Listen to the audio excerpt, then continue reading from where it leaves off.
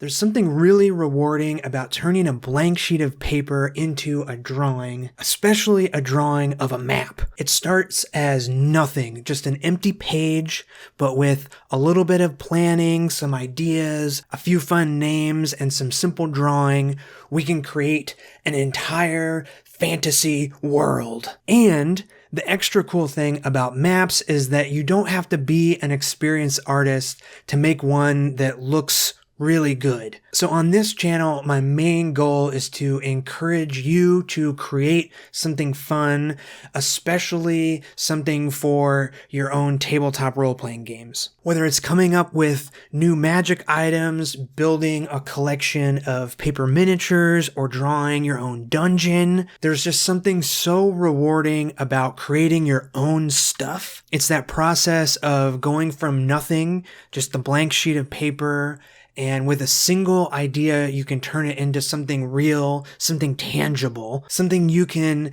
share and explore with your friends at the table. So remember when you were a kid, and I guess maybe some of you watching this still are, but when I was little, most of my time was spent imagining things. Playing games that were just a few pixels on a screen, reading comics, playing in my treehouse. It was my imagination that filled in all of the blanks and created those stories in my mind, in my head. And to me, they were just as real as any book or any movie, and just as real as real life stories. And now, as an adult, I actually spend a lot of my time trying to live in that childlike, imaginative place. Not as escapism or nostalgia, but as a way of actively creating. And over the years, I've created a lot of stuff. Comics and skateboards, pins, stickers, t-shirts, videos like this. I've written stories, I've drawn tons and tons of pictures, and I don't know, I just wish I could figure out a good way of explaining how that act of creation really feels.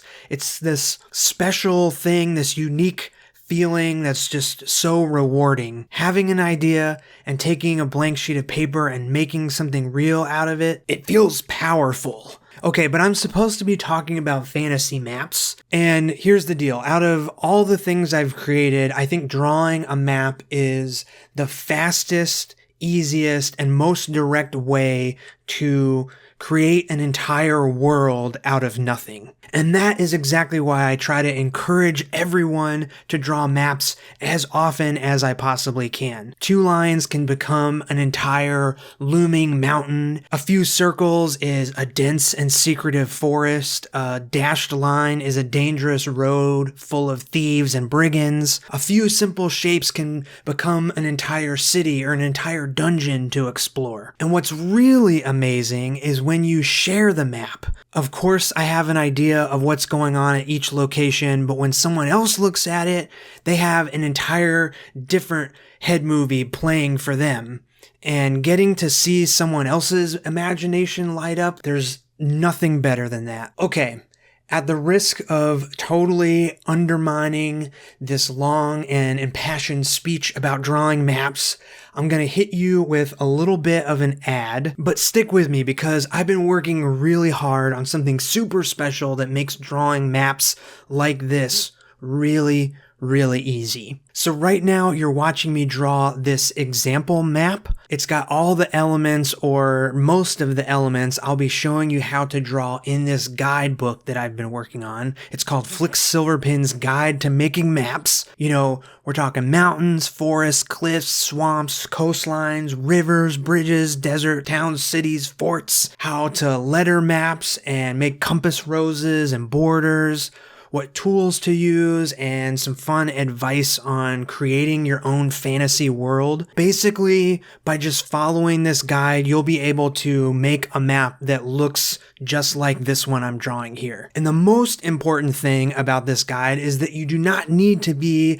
an experienced artist at all to follow along with it. If you can draw a stick figure or write the alphabet, you can absolutely make a map like this. I promise.